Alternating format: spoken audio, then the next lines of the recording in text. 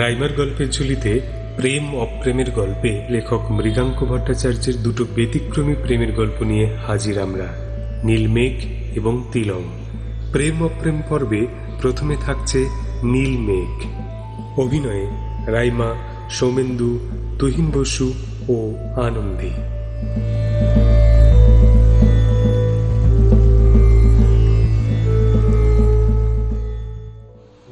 অগুন্তি গাছগাছালি নিভৃতির মধ্যে চুপটি করে দাঁড়িয়ে থাকা বোদাগঞ্জের ভ্রামরী দেবীর মন্দির শোনা যায় বেশ জাগ্রত। জলপাইগুড়ি থেকে ডেঙ্গুয়াঝাড় আর রায়পুর চা বাগানের পাশ দিয়ে মন্দিরে আসবার 18 কিলোমিটারের মতো পথ শেষের দিকে এসে বেশ কিছুটা কাঁচা। আসবার পথে তিস্তা নদী সঙ্গ দিয়েছিল কিছু দূর।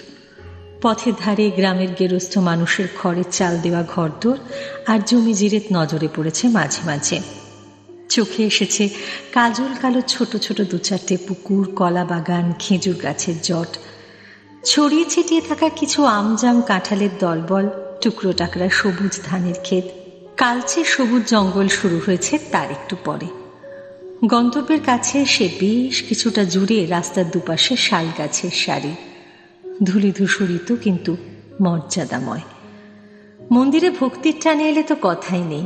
নিখাত প্রকৃতিপ্রেমী লোকদেরও চোখ জুড়িয়ে দেবে এই বোদাগঞ্জ জায়গাটার আরণ্যক দৃশ্য সুষমা।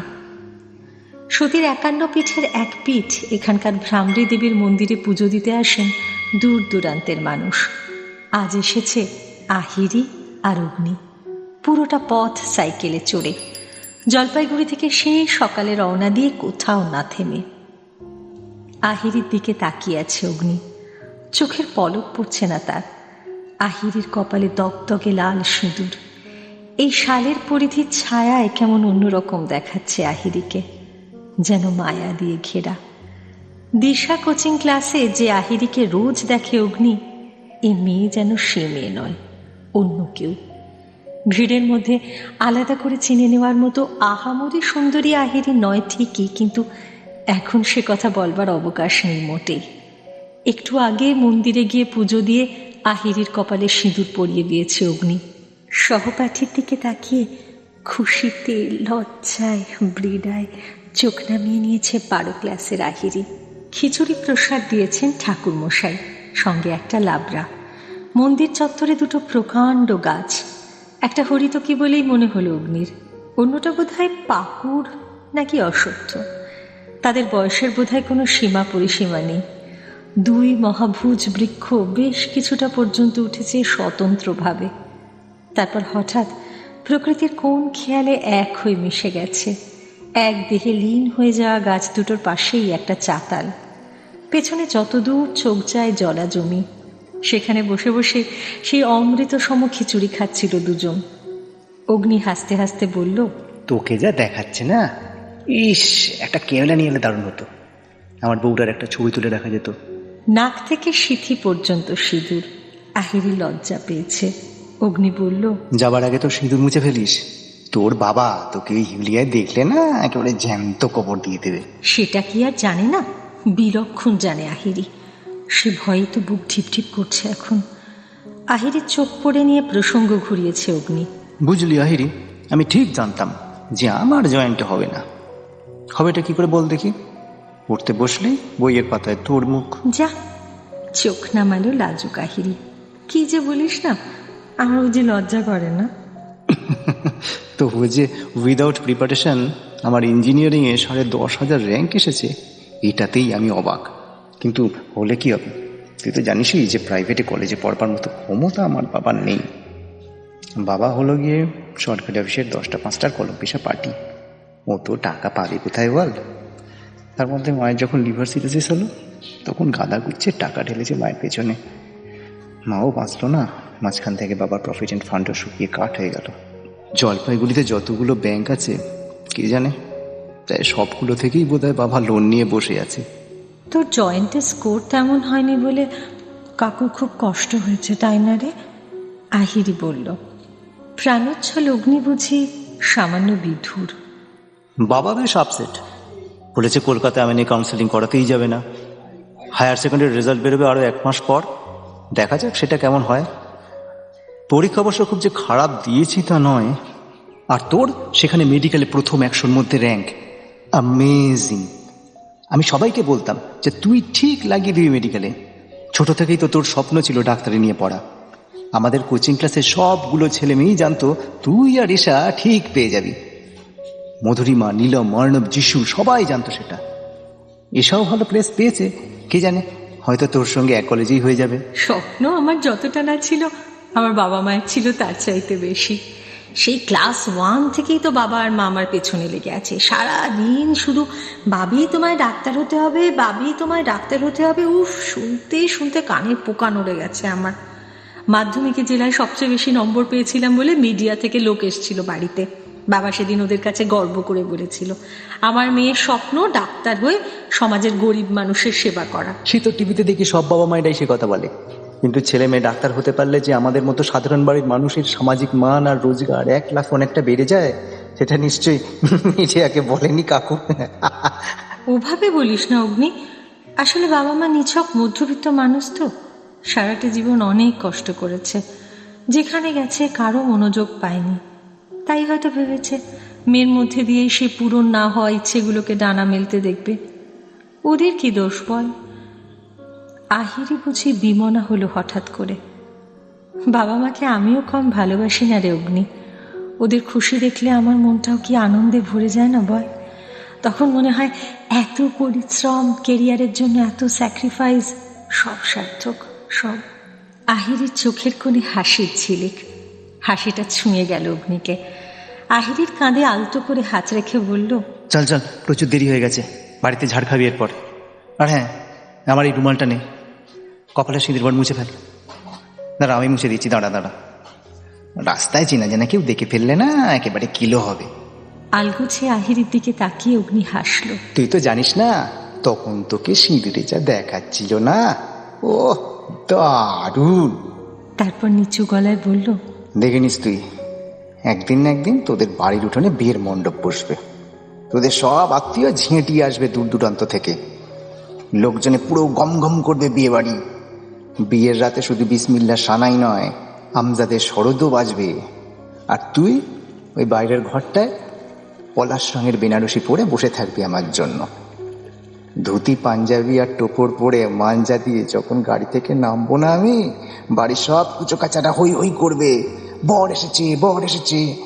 আর তখন স্ক্রিনে এন্ট্রি নেবে এক দিলওয়ালা। সে এসে নিয়ে যাবে দুলহানিয়াকে, পুরো ব্যান্ড বাজিয়ে। যে সে ব্যান্ড নয় রে, আর্মি ব্যান্ড। আহিরি সাইকেলের প্যাডেলে চাপ দিয়েছে, হাসছে মিটিমিটি। স্বপ্নেই যখন পোলাও রাঁধছিস তখন আরেকটু ঘি ঢাল না বাবা, এমনটা ধরে নে না। তখন বেশ তুই সিভিল সার্ভিস পাশ করে ডিএম হয়েছিস কোনো জেলায়, আমিও হয়তো ততদিনে এমডিটা সেরে ফেলে বিলেত থেকে কোনো একটা ডিগ্রি নিয়ে এসে বড় হাসপাতালে জয়েন করে গেছি। তখন সবাই বলবে ক্যা চোরি হ্যাঁ। আহিরির চোখে রোদ্দুরের ঝিলিক। তোর বাড়ির সবাই তখন কি বলবে? বাড়ির সবাই নয়, বল বাবা। আমার বাবা যে কি রাগীর লোক সেটা শুধু আমিই জানি। আর বাবা তখন কি বলবে সে কথাটা বড় নয় রে বুদ্ধু। ফিউচার টেন্স ছেড়ে প্রেজেন্ট টেন্সে আয়। বাবা আমাদের আজকের এপিসোড শুনলে এখন কি বলবে? আমাকে তো বাড়ি থেকে তাড়িয়েই দেবে কিনা সেটাই বড় কথা। কিছুক্ষণ চুপচাপ প্যাডেল করছে দুজন। গোশালা মোড় ছাড়িয়ে এসছে একটু আগে। এখন পাশাপাশি সাইকেল চালিয়ে শহরে ঢুকছে দুজন তরুণ তরুণী। অগ্নি হঠাৎ সাইকেল থামিয়েছে। এই, আমি যদি তোর বাবার সঙ্গে দেখা করি, সব বুঝিয়ে বলি, রাজি হবে না তোর বাবা? কিসের রাজি? আমাদের বিয়ের। আবার কিসের? খেপেছিস তুই? এই যে চলে যাবো আমি ডাক্তারি পড়তে, তুই কোথায় কি নিয়ে পড়বি সেটা তুইও যেমন জানিস না আমিও জানি না। তাহলে বাবাকে কি বলবি তুই? আমি বোদাগঞ্জের মন্দিরে আপনার মেয়েকে আজ বিয়ে করেছি সিঁদুর পরিয়ে। আমার না হয় কয়েক মাস পরে 18 হবে, কিন্তু তোর তো 21 এখনো 3 বছর বাকি। তুই কি ছেলে মানুষ নাকি? এ বিয়ের কোনো মূল্য আছে আইনের কাছে? সে আমি জানি না, আমি তো কাল পরশু বিয়ে করার কথা বলছি না। নিজের পায়ে দাঁড়িয়ে নিয়ে তবেই তো তোকে বিয়ে করার কথা ভাববো। চুরি করিনি, ডাকাতিও করিনি, আমার কাউকে ভয় নেই। আহিরি চুপ করে আছে। আহিরির চোখে ভয়ের ছায়া দেখে সান্ত্বনা দিল অগ্নি। তুই ভাবিস না, আমাদের লুকিয়ে বিয়ে করার কথা না হয় ওদের বলবো না, কিন্তু যদি ফুরসত পাই তবে আমাদের সম্পর্কটার কথা তো বুঝিয়ে বলবো তোর বাবা মাকে। দেখাই যাক না কাল বিকেলে কি হয়। তবে তবে আজ সারাদিন ধরে খুব জোর ঠাকুরকে ডাকবো, তারপর দেখা যাক কাল বিকেলবেলা তোর কপালে কি জোটে। আহিরিদের বাড়ির বসবার ঘরে একটা পুরনো কাঠের চেয়ারে বসে আছে অগ্নি। সামনের বেতের চেয়ারটায় বসে আছেন আনন্দময় চ্যাটার্জি। গায়ে একটা খাদির হাফহাতা ফতুয়া আর চেক কাটা লুঙ্গি। শীর্ণকায় মানুষটা অগ্নির দিকে তাকিয়ে আছেন থমথমে মুখে। আগেই মেয়ের মুখে আমতা আমতা কথা শুনে কিছুটা আন্দাজ করেছিলেন। সারাটা জীবন মেয়ের পড়াশোনার পেছনে শেষ করে দিয়েছেন নিজেকে। এখন সদ্য গোফোটা ছেলেটার কথা শুনে ভেতরে ভেতরে ভাঙছিলেন আনন্দময়। মেয়েটাকে তবে কি শিক্ষা দিলেন সারাটা জীবন ধরে? নিজেকে স্ত্রীকে বঞ্চিত করে করে মেয়ের পড়াশোনার খরচ চালিয়েছেন। এখন তার পরিণাম দেখতে পাচ্ছেন চোখের সামনে। একটা অপদার্থ কার্তিক মার্কা ছেলে দেখে তার মেয়ে ডুবে গেছে প্রেম যমুনায়। রোগ দুটো দপদপ করছে কপালের পাশে। একটা অসহায় আক্রোশ শুষে নিয়েছে আনন্দময়ের হিতাহিত। একটু আগেই অগ্নির সামনে সপাটে মেয়েকে চর কষিয়েছেন একটা। এবার কড়া চোখে তাকিয়েছেন ভ্যাগাবন ছোকরার দিকে। রাগ নয়, গলায় চোরা বিদ্রুপ খেলছে আনন্দময়ের। হ্যাঁ, তোমার নামটা কি যেন বলেছিলে? অগ্নি পরামানিক, তাই না? অগ্নি প্রামাণিক। ওই হলো। কি করে তোমার বাবা? আমার বাবা সরকারি অফিসে কাজ করে। বাবা, তুমি এসব কি বলছো? তুমি তো জানোই অগ্নির বাবা কি করেন। তুই ভেতরে যা এখনই, নইলে এমন মার মারবো যে কথা বলা জন্মের মতো ঘুচিয়ে দেব। এটা কি মামার বাড়ির আবদার নাকি যে বিয়ে করবে আমার মেয়েকে? হ্যাঁ, কি যোগ্যতা আছে তোমার এ ছোকরা? অনেক প্লট কষে অঙ্ক করে তুমি আমার মেয়ের মাথাটা যে খেয়েছো সেটা বুঝতে আমার আর বাকি নেই। হ্যাঁ, বেগুন পাড়তে যাদের আঁকশি লাগে তারা এসেছে চাঁদে হাত দিতে। তেমন দরকার হলে না ভেঙে দেবো সবকটা শুয়োরের বাচ্চার হাত, তবু ছুঁতে দেব না আমার মেয়েকে। আহিরির মা এতক্ষণ পর্দার আড়ালে উঁকি দিচ্ছিলেন। এবার গন্ডগোল শুনে ছুটে এসেছেন বসবার ঘরে। অগ্নির দিকে তাকিয়ে বললেন, উনি খুব রাগী মানুষ, রেগে গেলে ওনার হুঁশ থাকে না। তুমি ভালোই ভালো বাড়ি চলে যাও, আর কখনো এ বাড়িতে এসো না। আহিরির সঙ্গে যোগাযোগ রেখো না, ওকে পড়াশোনাটা ঠিক করে করতে দাও। তুমি তো জানোই যে ও আর কিছুদিন পরে চলে যাচ্ছে কলকাতায় মেডিকেল কলেজে পড়তে। তুমি ওখানে গিয়ে ওর সঙ্গে যোগাযোগ করলে পড়াশোনার ক্ষতি হবে। ক্ষতি তো তোমারও হবে, কি তাই না? একটু আগে অগ্নি চলে গেছে মাথা নিচু করে। অগ্নির রক্তহীন সে ছাই রঙের মুখটার ছবি গেঁথে আছে আহিরির চোখে। আহিরি ছেলে কোঠায় বসে আছে, চোখের কোণে শুকনো জলের দাগ। আকাশ বিকেল থেকেই মেঘলা ছিল, এখন হাওয়া দিচ্ছে, গরমকালের সূক্ষ্ম রুক্ষ হাওয়া। ভাবছে আহিরি, কি করবে সে এখন? কি করবারই বা আছে তার? অগ্নির প্রতি একটা দুর্মর টান যে তার ছিল সেটা বহুগুণ বেড়ে গেছে হঠাৎ করে। কিন্তু বাবা মায়ের প্রতি যে একটা দায়বদ্ধতা আছে সেটা কি বা আহিরি অস্বীকার করবে কেমন করে? সবকিছু ভেঙে বেরিয়ে আসার সাহসের যে তার বড় অভাব। বড় দোলাচল এখন আহিরির ভেতরটায়, প্রবল একটা টানা পড়েন। শুকনো একটা রুক্ষ বাতাস বয়ে যাচ্ছে আহিরির বুকের ভিতর দিয়েও।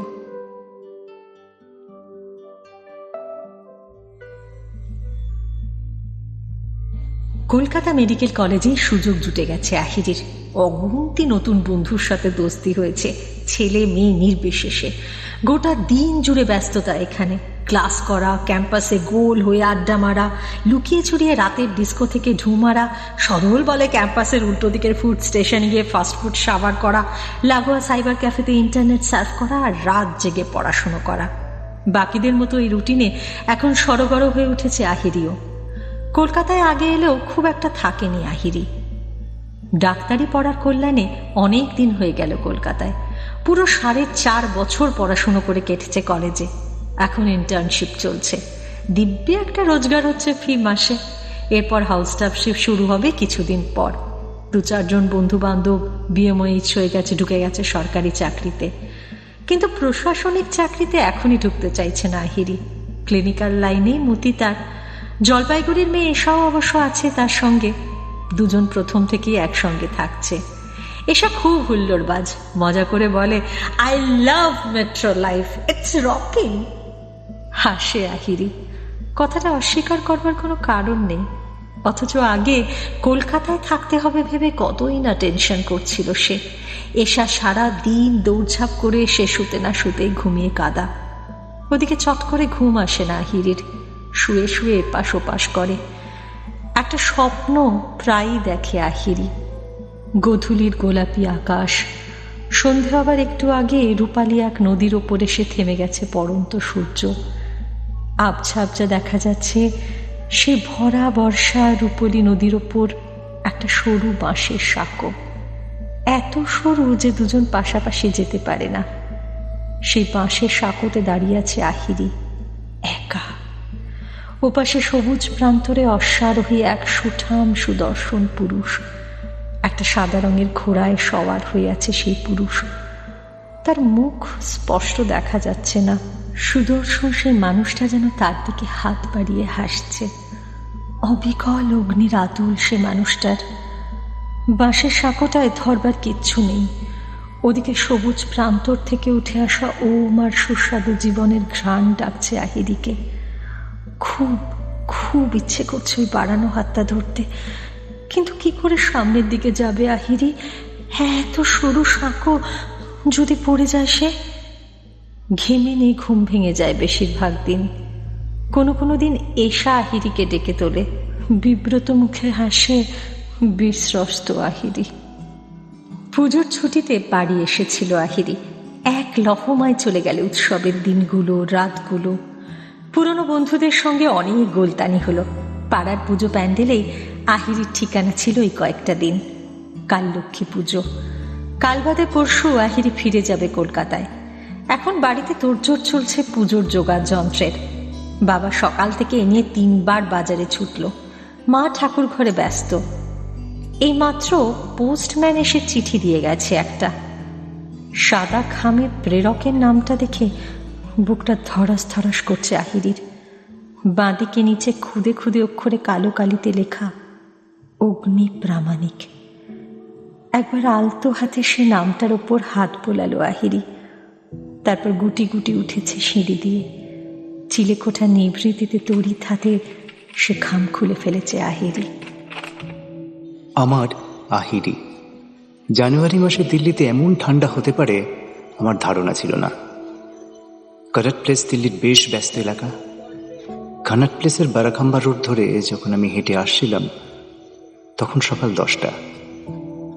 সোয়েটার আর জ্যাকেট পরেও শীতে হু হু করে কাঁপছিলাম।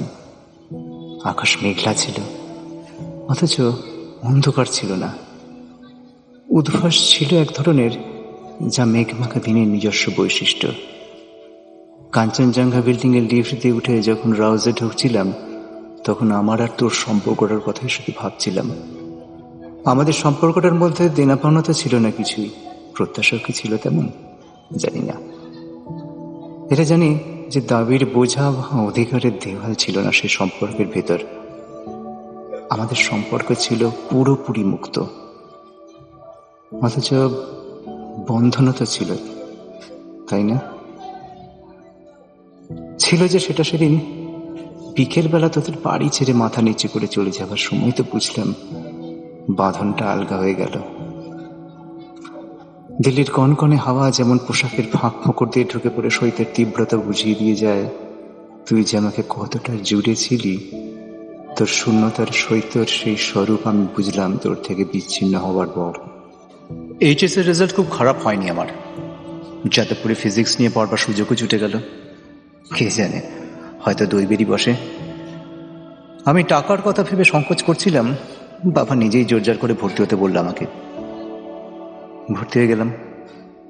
বাবাকে অফিস থেকে হাউস বিল্ডিং লোন নিতে হলো। নরেন্দ্রপুরে আমার এক পিসি থাকতেন, সে বাড়িতে থেকে কলেজ যেতাম। ইচ্ছের পায়ে বেরি পড়িয়ে নিজেকে তোর থেকে ধীরে ধীরে সরিয়ে নিচ্ছিলাম আমি। তোকে এড়িয়ে যেতে শুরু করছিলাম সচেতন ভাবে। সময়ের এক মস্ত ভূমিকা আছে আমাদের জীবনে। সময়কে সময় দিয়ে সঠিক সময়ের অপেক্ষায় থাকতে হয়। আমি শুধু জানতাম যে আমাকে তোর যোগ্য হতে হবে। নরেন্দ্রপুরে পিসির বাড়িতে দুজন ভদ্রলোক পেইং গেস্ট থাকতেন, আশুতোষ ইয়োগলেকার আর বরুণ মন্ত্রী। মহারাষ্ট্রের বাসিন্দা দুজনেই, বাংলা জানেন না বিশেষ। ওরা কি একটা এনজিওতে কাজ করতেন। ওদের সঙ্গে রোজ গল্পগুজব হতো, ইংরেজিতেই চলতো আড্ডা। কখনো কখনো ওরা মারাঠিতে নিজেদের মধ্যে কথা বলতেন, আমি শুনতাম। একদিন এভাবেই দেখলাম ইংরেজির পাশাপাশি মারাঠিটাও বেশ সড়গড় হয়ে গেছে। ওদিকে যাদবপুর থেকে মোটামুটি ভালো রেজাল্ট করেই বেরিয়েছি। মাস্টার্স না করে একটু খোঁজ খবর করে চলে এসেছি দিল্লি। ভর্তি হয়েছি রাউজ আইএ স্টাডি সার্কেলে। এখানে প্রিলিমিনারি আর মেন্স ফাউন্ডেশন কোর্সের খরচ প্রচুর, তারপর থাকা খাওয়ার খরচও আলাদা। সব মিলিয়ে লাখখানেক টাকার দরকার। কিন্তু রাউজের সাকসেস রেট ঈর্ষণীয়। সে হাতির খরচ জোগাবার জন্য আমার আপত্তিকে অগ্রাহ্য করে বেচারা বাবা আমাদের আধ ভাঙা বাড়িটাও বিক্রি করে দিলে। এক কথায় নিজে গিয়ে উঠল ভাড়া বাড়িতে। দক্ষিণ দিল্লির শহরতলিতে খানপুর নামে একটা জায়গা আছে, বেশ সস্তা এলাকা। সেখানে একটা শেয়ারের ঘর নিলাম আমরা তিনজনই বাঙালি, ধ্রুব শিলচরের ছেলে আর সঞ্জীব আগরতলার। ওরাও বাংলা বলে, তবে ওদের ডায়ালেক্ট আলাদা, সিলেটের লোকদের মতো। ওরাও এসেছে সিভিল সার্ভিস পরীক্ষায় বসবে বলে। একটাই স্যাঁতস্যাঁতে ঘর, তার মধ্যেই রান্না বান্নার ব্যবস্থা। আমরা কেউ রান্না জানতাম না। এক সহৃদয়া বাঙালি কাকিমা থাকতেন কাছেই, তার কাছ থেকে ডাল ভাত ডিমের ঝোল রান্না শিখে ফেললাম কিছুদিনের মধ্যে। তিনজনের মধ্যে একটা বন্ধুত্ব গড়ে উঠল আস্তে আস্তে। প্রিলিমিনারির জন্য 4.5 মাসের কোর্স, জুন থেকে শুরু। মারাঠি ভাষা শেখাটা এবার আমার কাজে লেগে গেল। ভারতীয় সংবিধানের 8ম তফসিলে থাকা 18টা ভাষার থেকে একটা বাঁচতে হয়। আমি নিলাম মারাঠি। দিল্লির শীত কি বস্তু জানা ছিল, এবার দিল্লির গরম কাকে বলে সেটাও তখন টের পেলাম হাড়ে হাড়ে। আগুনে হাওয়ায় সারা গায়ে তকতকে ফুসকা। তবে ওখানে পড়াটা খুব এনজয় করছিলাম। নেগেটিভ মার্কিং শুরু হলো এবার থেকে, কিন্তু আমরা ভয় পাইনি। কৃষ্ণমূর্তি স্যার আমাদের একদিন বলেছিলেন 5 মাইন্ডস ফর দ্য ফিউচারের কথা। হার্ভার্ডের অধ্যাপক হাওয়ার্ড গার্ডনার বলেছেন, সত্যিকারের সফল পেশাদার হতে গেলে 5টা বিশেষ মানসিকতা থাকা চাই। সেগুলো হলো নির্দিষ্ট পেশার উপযোগী মানসিকতা, সমন্বয়, সৃষ্টি, সম্মান আর নৈতিকতা। এই 5 রকম মানসিকতা অভ্যেস করে করে আয়ত্ত করতে হয় জীবনে সফল হতে চাইলে। আমাদের সবাই কথাটা অন্তর থেকে বিশ্বাস করতাম। সেন্টারে আমাদের পেছনে প্রচুর খাটতেন ওরা। আমরাও গরুর মতো জোয়াল টানতাম ওদের কথা মতো। তার ফলও এলো হাতে নাতে। প্রিলিমস উতরে গেলাম যথাসময়ে। এবার নভেম্বর থেকে মার্চ মেন্স। 2000 মার্কসের পরীক্ষা, 9খানা পেপার। অর্থাৎ আমাদের জন্য অপেক্ষা করেছিল আরও রগটানি, আরও লড়াই, আরও চলে চলাটা সাধনা। এত চাপ, মাঝরাতে উঠে উস্তুম খুস্তুম করে দিতে ইচ্ছে হতো, সব ভেঙে চুরমার করে দিতে ইচ্ছে হতো হাতের কাছে যা পেতাম। আমাদের সেই রক্ত আর ঘাম বৃথা যায়নি। মেন পরীক্ষাটাতেও আমরা 3 মাস্কেটিয়ার্স পাশ করে বেরিয়ে এলাম একদিন। ইচ্ছাশক্তির প্রাবল্য এতটাই ছিল যেন ইন্টারভিউ বোর্ডের আর ক্ষমতা ছিল না আমাদের আটকায়। প্রবেশন পিরিয়ড শেষ করে সাব ডিভিশনাল অফিসার হয়ে আমার পোস্টিং হয়েছে কোলাবায়। মুম্বাইয়ের তাজ হোটেল যেখানে, সেই কোলাবা নয়। এলিফ্যান্টা কেভে এসছিস কি কখনো? গেটওয়ে অফ ইন্ডিয়া থেকে শিপে করে যে বিখ্যাত এলিফ্যান্টা গুহা দেখবার জন্য টুরিস্টরা যায়, সেটা মহারাষ্ট্রের রায়গড় জেলার মধ্যে পড়ে। কোলাবা হল রায়গড়ের একটা ছোট সাব ডিভিশন। এখানে 7 মাস হলো। আমি আর এখানে বেশি দিন নেই।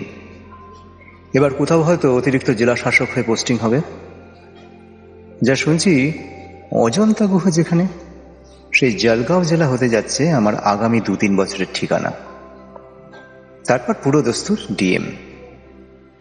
এদিকে আমার বাবার কপালে এত সুখ সইল না। এখানে আমার সাথে হাসি খুশি তৃপ্ত মানুষটা এসে দেখা করে গিয়েছিল কিছুদিন আগে। ফিরে গিয়ে হঠাৎ করে বুকে ব্যথা। সেটা যে হার্ট অ্যাটাক, সেটা বোঝা গেল প্রতিবেশীরা বাবাকে হাসপাতালে নিয়ে যাওয়ার পর। কিছু করার ছিল না, ততক্ষণে সব শেষ। কাজ বড় বলাই, তড়িঘড়ি দুদিনের জন্য জলপাইগুড়ি ফিরে আবার ক্রিয়াকর্ম সেরে আবার ফিরে এসেছি আমার স্বক্ষেত্রে। এখন যখন পিছন ফিরে দেখি, সেই বিকেলটাকে আমি কৃতজ্ঞতা জানি অন্তর থেকে। আমার জীবনটাই যেন পাল্টে গেল সেদিনের পর। আমার ভেতরের শিখাটাকে উস্কে দিয়েছিল সেই ছোট বিকেলটা, শুধু তোর যোগ্য হবার জন্য। আরে বিশ্বাস কর, শুধু তোর যোগ্য হবার খিদেতে নিজেকে টেনে হিঁচড়ে কতটা পথ নিয়ে গেছি ভাব একবার। নিজেকে প্রমাণ করার জন্য কতটা কি করেছি তার সাক্ষী আমার ক্লান্তির শ্বেত বিন্দুটা, আর আমার বুকের ভেতর থেকে খড়িত সমস্ত রক্তকণিকারা। মানুষের জীবনচক্রের ঘূর্ণন বড় অদ্ভুত। কখন যে কোন দিকে বাঁক নেয় জীবনের মোড়, তা হয়তো সর্বনিয়ন্তা নিজেই জানেন না। সময় ডাক পাঠিয়েছে এবার।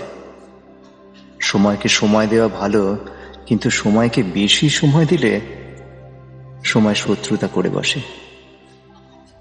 অপেক্ষা করেছি, অনেক অপেক্ষা। এবার হাতটুকু বাড়িয়ে দিয়েছি, আর তো কিছু শিখিনি। তোর মুখ চেয়ে ফুল ফুটেছে সমস্ত হাতে। পাঠাবো আহিরি, ইতি অগ্নি। চিঠিটা অনেকবার পড়ল আহিরি। গলাটার কাছে কেমন একটা কষ্ট দলা পাকিয়ে আছে। স্মৃতির তোলপাড় এখন অন্তরের অন্তঃস্থলে।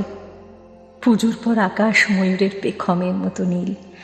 সেই ময়ূরপঙ্খী আকাশে ভাসছে একটা দুটো সাদা হালকা মেঘ। দূর আকাশের দিকে তাকিয়ে হারিয়ে গিয়েছিল আহিরি। ভাবছিল, প্রেম যদি খাঁটি হয়, তবে ভালোবাসার মানুষকে পাবার জন্য আগুনের নদীতে ডুবসাঁতার দিয়েও বোধহয় পাড়ি দিতে পারে প্রেমিক মানুষ।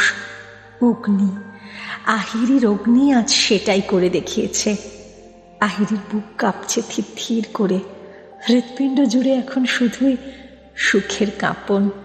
আহিরির সারা শরীর জুড়ে ঢেউয়ের মতো দোল খাচ্ছে বিস্ময়, হর্ষ, রোমহর্ষ। দীপাবলি এসেও চলে গেছে যথাসময়। গত 1 মাসে বেশ কিছু চিঠি এসেছে অগ্নির।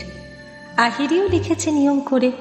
দামি পারফিউম, মহার্ঘ আংটি, ব্যবহার না জানা প্রসাধনী, বিদেশি হাতঘড়ি, এসব বেশ কিছু দামি উপহার কোরিয়ার করে আহিরির কাছে একে একে পাঠিয়েছে অগ্নি। ফোন নাম্বার বদলা বদলি করে নিয়েছে দুজনে। কথার উৎস মুখ খুলে গেছে যেন। সেই দুর্মুলুকে বসেও জলপাইগুড়ির সব বন্ধুদের খোঁজ খবর আহিরির থেকে খুঁটিয়ে খুঁটিয়ে নিয়েছে অগ্নি। দিশা টিউটোরিয়ালে সেই পুরনো বন্ধুরা, সেই অর্ণব, যিশু, মধুরিমা, নীলম, এশা কে কি করছে, আহিরির বাবা মায়ের শরীর ঠিক আছে কিনা, এমনকি মধুরিমাদের সেই লাভ বার্ডগুলো আর এশাদের সেই গোল্ডেন রিট্রিভারটা কেমন আছে সেসব পর্যন্ত। হাসে আহিরি। দূরে থাকলে কি হবে, অগ্নির এখনো মন পড়ে আছে জলপাইগুড়িতেই। আহিরির বাবা মায়েরও অজানা থাকেনি কিছুই। শত চেষ্টা করলেও মেয়ের জন্য এর চাইতে উপযুক্ত পাত্রকে পেতেন আনন্দময়? অসম্ভব। বয়স বাড়ছে, ধীরে ধীরে ঈশ্বরের অনুগ্রহের প্রতি আরো বেশি করে আস্থা জন্মাচ্ছে আনন্দময়ের। সেদিন ক্রিসমাস ইভ, পরদিন বড়দিনের ছুটি। এশার সঙ্গে আহিরি শিয়ালদা স্টেশনে এসে রাত 10টার দার্জিলিং মেলে চড়েছে। তার পরের দিন স্ট্রাইক ডেকেছে শাসক দল। 3 দিনের ছুটি এখন। জলপাইগুড়ি ঘুরে আসার সুবর্ণ সুযোগ হাতছাড়া করেনি দুই বন্ধুতে। তৎকাল রিজার্ভেশন করে ট্রেনে চেপেছে আহিরি এশা। বাঙ্কে উঠেই অগ্নিকে গ্রিট করে একটা মেসেজ পাঠিয়েছিল। সেটা ডেলিভারি হয়নি দেখাচ্ছে আহিরির সেলফোন। ঈশ্বর বিরক্ত হয়ে এবার ডায়াল করেছে সরাসরি। না, যাচ্ছে না তো। 1 বার, 2 বার, 3 বার। অগ্নিকে কিছুতেই ফোনে পাচ্ছে না আহিরি। সুইচ অফ বলছে। কি হলো রে বাবা? এশার ফোনটা চেয়ে নিয়েছে এবার। এশার ফোনের সার্ভিস প্রোভাইডার আলাদা। অগ্নির সিম যে কোম্পানির, এশারও তাই। আশ্চর্য, এশার ফোন থেকেও ফোন যাচ্ছে না। রাতে ট্রেন থেকে অনেকবার চেষ্টা করেছে দু বন্ধুতে ফোন করার, বৃথা চেষ্টা। জলপাইগুড়িতে পৌঁছেও অনেকবার ফোন করার চেষ্টা করছে আহিরি। বাড়ির ল্যান্ডলাইন থেকে, এসটিডি বুথ থেকে কোনো লাভ হয়নি। প্রথম 2-1 দিন আনন্দময় সান্ত্বনা দিয়েছেন। আইএএস অফিসারদের চাকরি কতটা দায়িত্বের, তারা কোথায় কখন থাকবে সেটা যে তারা নিজেরাই জানেন না, এসব বলে প্রবোধ দিয়েছেন মেয়েকে। কিন্তু ভবি ভুলবার নয়, নাওয়া খাওয়া ছেড়ে দিয়েছে মেয়ে। সারাক্ষণ মুখ শুকনো করে বসে থাকে আহিরি। 3-4টে চিঠি স্পিড পোস্টে পাঠানো হলো, নামি কুরিয়ার দিয়ে চেষ্টা চালানো হলো, কোনো উত্তর নেই। শেষে আনন্দময় ঠিক করলেন আর দেরি না করে কোলাবার উদ্দেশ্যে বেরিয়ে পড়তে হবে। বিজন বিভূতিতে একা থাকা ছেলেটা অসুস্থ হয়ে পড়ল টড়ল কিনা সেটা দেখাও তো এখন তার কর্তব্যের মধ্যেই পড়ে। ট্রেনের টিকিট নেই, বাসে কোনো মতে কলকাতা পৌঁছেছেন দুজন। তারপর হাওড়া থেকে রাতের মুম্বাই মেলে চেপেছেন বাপে মেয়েতে। পরদিন গেছে ছত্তিশগড় আর মধ্যপ্রদেশ। বিকেলে ভূস্রাবল এসছিল। তারপর দিন ভোরবেলা এসে পড়েছেন ভিক্টোরিয়া টার্মিনাল স্টেশন। সেখান থেকে খোঁজ নিয়ে জানা গেল মুম্বাই থেকে 70 কিলোমিটারের বেশি দূরত্ব কোলাবা মহকুমার। সমুদ্র দিয়ে গেলে সময় কম লাগতো, কিন্তু সড়ক পথ একটু ঘুরে যায় বলে সময়টাও বেশি লাগে। ভাড়ার ট্যাক্সিতে চেপে মাঝগাঁও হয়ে অবশেষে কোলাবায় যখন এসে পৌঁছলেন আনন্দময় আর আহিরি, তখন বেলা গড়িয়ে গেছে অনেক। কোলাবা বেশ বড় নগর। ঝাঁ চকচকে মুম্বাইয়ের সঙ্গে কোলাবার চরিত্রগত কোনো ফারাক নেই। একটা হোটেলে উঠলেন দুজনে। তত্ত্ব তালাশ করে সন্ধান পেয়ে গেলেন এখানকার এসডিও অগ্নি প্রামাণিকের বাংলোর। তাদের হোটেল থেকে 10-12 মিনিটের পথ। ঠিক করলেন আজ সন্ধেবেলাতেই যেতে হবে। এত দূর এসে আর দেরি করাটা ঠিক হবে না। এসডিও সাহেবের একতলা ইটরঙা বাংলোটি খুব ছিমছাম, বাহুল্য বর্জিত। চোখ আর মন ভালো করে দেয় এমন স্নিগ্ধতার রূপ, যেন আধুনিক স্থাপত্যের এক নিটোল নিদর্শন। তার ছবির মতো বাইরের ঘরে একটা সোফায় জড়সড় হয়ে বসে আছেন আনন্দময়। হনু উঁচু, কণ্ঠার হাড় জেগে আছে। আধময়লা গায়ের রং বয়সের চাইতেও বেশি বয়স্ক দেখাচ্ছে শীর্ণ আনন্দময়কে। আহিরি বসে আছে বাবার গা ঘেঁষে। উল্টো দিকে আরামদায়ক গদিওয়ালা চেয়ারটায় পিঠ এলিয়ে বসেছে অগ্নি। জানলায় ঝুলছে লাইক্রা ভেলভেটের বেগুনি পর্দা। একটা গণেশের অয়েল পেন্টিং টাঙানো অগ্নির মাথার ঠিক পেছনের দেওয়ালে। কালো ক্যানভাসে পেতল রঙা গণেশের মধ্যে শিল্পী একটা প্রত্ন সম্ভব প্রাচীনত্ব আনতে চেয়েছেন হয়তো। সারা ঘরে বেশ রুচির ছাপ, বেশ নরম আলো এ ঘরে। সেই মাখনের মতো সাদা আলো পিছলে যাচ্ছে অগ্নির গায়ে লেগে। অগ্নিকে দেখতে ভারী সুন্দর লাগছে। একটু ভারী হয়েছে, বিনা রিমের চশমায় চেহারায় জৌলুস এসে গেছে বেশ। এমনিতেই পরিষ্কার গায়ের রং অগ্নির, চোখ নাক মুখ সিনেমার নায়কদের মতো। এখন জীবনে সুপ্রতিষ্ঠিত হয়ে অগ্নির শরীরের ভাষায় এসছে পেলব দার্ঢ আর লালিত্যে মোড়া কর্তৃত্ব। কতদিন পর দেখছে অগ্নিকে। হাঁ করে মন্ত্রমুগ্ধের মতো অগ্নির দিকে তাকিয়ে আছে আহিরি। অথচ আহিরির দিকে দৃকপাত পর্যন্ত করেনি অগ্নি এখনো অবধি। আনন্দময়ের চোখের দিকেই তাকিয়ে আছে অগ্নি দীর্ঘ সময় ধরে। তারপর বুঝি শুকনো একটু হাসল অগ্নি। হাসি না বিদ্রুপ ঠিক ঠাউর হলো না আহিরির। কেটে কেটে অগ্নি বলল, আপনার কথা আমি ভালো বুঝতে পারছি না, ঠিক করে বলুন তো। সেই জলপাইগুড়ি থেকে কি জন্য এসেছেন আমার কাছে? আপনার মেয়ের বিয়ের সম্বন্ধ নিয়ে? How dare you! একজন সিভিল সার্ভিস অফিসারের কাছে এসছেন মোস্ট অর্ডিনারি এক পেটি এমবিবিএস ডাক্তার পাত্রের অ্যালায়েন্স নিয়ে? ধন্য আপনার সাহস মিস্টার মিস্টার কি যেন নাম আপনার? What ever. কখনো নিক্তিতে ওজন করে দেখেছেন কি আপনার মেয়ের যোগ্যতা কতটুকু, কতখানি সে যোগ্য? ঝাঁকি খেয়েছেন আনন্দময়। বিস্ময় হাঁ হয়ে গেছেন। আহিরি স্তম্ভিত। দুজনেই বিমূঢ়, বাক শক্তি রহিত ক্ষণকালের জন্য। ক্ষণকাল নাকি অনন্তকাল? সময় যেন থমকে গেছে ঘরে। একটু বুঝি হাসল অগ্নি, বিষ মেশানো হাসি। জল খেলো এক চুমুক, তারপর বলল, আচ্ছা বেশ, মেনে নিচ্ছি আজ বাদে কাল এমডি বা কিছু একটা করতেও পারে আপনার মেয়ে। তখনও না হয় তাও কিছু একটা হলো। কিন্তু রূপ, আপনার মেয়ের রূপ নিয়ে কখনো ভেবে দেখেছেন আপনি? ওই তো হাকুচকালো কমপ্লেক্সন, অ্যানোরেক্সিক পেশেন্টের মতো লিকলিকে চেহারা আপনার মেয়ের। কে বিয়ে করবে অমন কুৎসিত মেয়েকে? সাহেব উঁচু গলায় কথা বলছেন অনাহুত লোকের সঙ্গে। ছুটে এসেছে দুজন আটদালি আর উর্দি পড়া সিকিউরিটি গার্ড। পর্দা সরিয়ে উঁকি দিয়েছে ঘরে। ইশারায় তাদের চলে যেতে বলল অগ্নি। চলে গেল তারা। আনন্দময় চুপ করে বসে আছেন, মুখে ভাষা নেই। আহিরি মাটিতে মিশে যাচ্ছে। অগ্নি দুজনের মুখের দিকে তাকিয়ে দেখল এক ঝলক, তারপর একটু নিচু গলায় বলল, সেই বিকেলটার কথা আমি ভুলিনি। সেটা সম্ভবও নয় এই জীবনে। সে বিকেলটা সম্পৃক্ত হয়ে গেছে আমার সমস্ত সত্তার সঙ্গে। হ্যাঁ, সবার ছেলেবেলায় যেমন হয়, আমার একটা ক্রাশ বা ইনফ্যাচুয়েশন কিছু একটা ছিল ঠিকই। সেদিন আপনি সেটা ভেঙে দিয়ে আমার বড় উপকার করেছেন। বাস্তব পৃথিবীটাকে সেদিনই আমি প্রথম দেখতে পেলাম। তারপরে 5-6 বছর ধরে নিজেকে রোগড়েছি, ঘষেছি, তৈরি করেছি। কেন জানেন? সেই অপমানের প্রতিশোধ নেওয়ার জন্য। আহিরি অনিমেষ তাকিয়েছে অগ্নির দিকে। অগ্নি মৃদু মৃদু হাসছে। সিনেমার হিরোদের মতো সৌম্য দেখাচ্ছে অগ্নিকে। আমি এখান থেকে অ্যাডিশনাল ডিস্ট্রিক্ট ম্যাজিস্ট্রেট হয়ে চলে যাচ্ছি জলগাঁওতে। এই কোলাবাই এসডি হয়ে আমার চেয়ারে আসছে গোয়ার মেয়ে অ্যালিস ডি কস্টা। এতদিন প্রবেশন পিরিয়ড চলছিল ওর, এবার পোস্টিং পেল। Alice beauty contest winner. সব ঠিকঠাক চললে অ্যালিসকেই বিয়ে করছি আমি। কথা বলতে বলতে বেল বাজিয়েছে অগ্নি।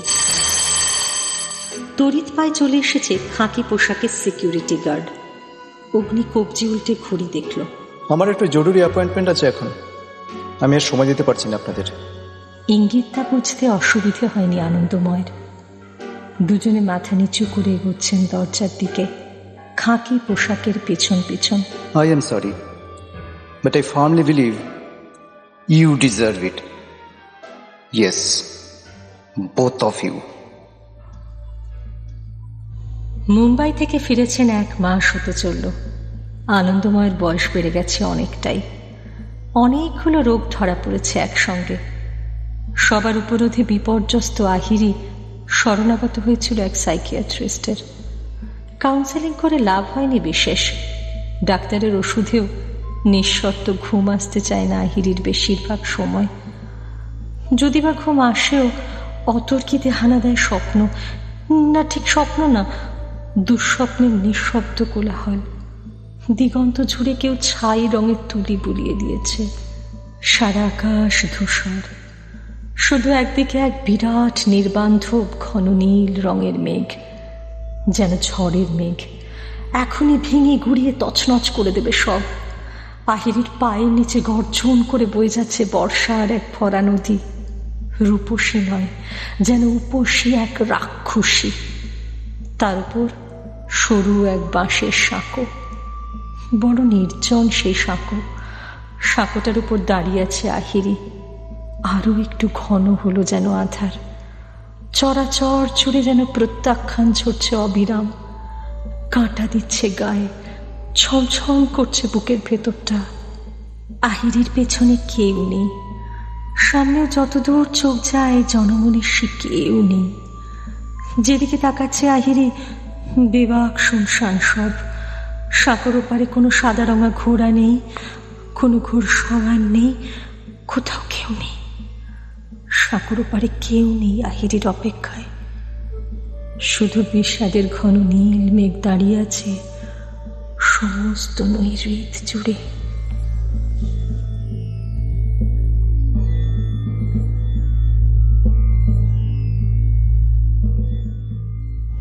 নমস্কার, আমি মৃগাঙ্ক ভট্টাচার্য বলছি।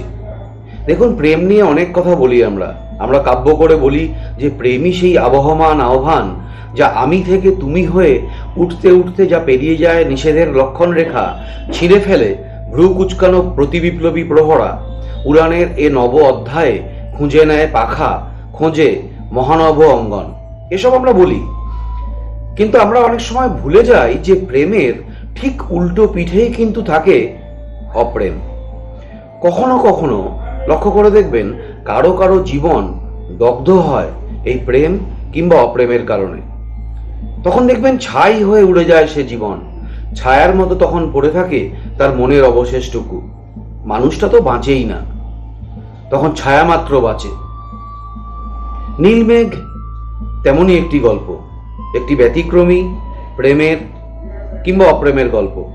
একটি জনপ্রিয় পত্রিকাতে এই গল্পটি প্রকাশ হওয়ার পর বেশ কিছু মানুষের মনের মধ্যে কৌতূহলের সঞ্চার হয়েছিল। আপনারা এতক্ষণ শুনলেন রাইমার গল্পের ঝুলি অনুষ্ঠানে এই নীলমেঘ গল্পটি।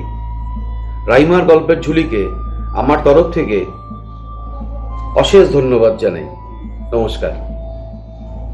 রাইমার গল্পের ঝুলিতে রয়েছে আরও নানান স্বাদের গল্প। শুনতে চান? প্লিজ সাবস্ক্রাইব করুন আমার চ্যানেল আর জুড়ে যান রাইমার গল্পের পরিবারে। কেমন লাগলো আজকের গল্প? কমেন্ট বক্সে প্লিজ জানান, লাইক করুন, শেয়ার করুন।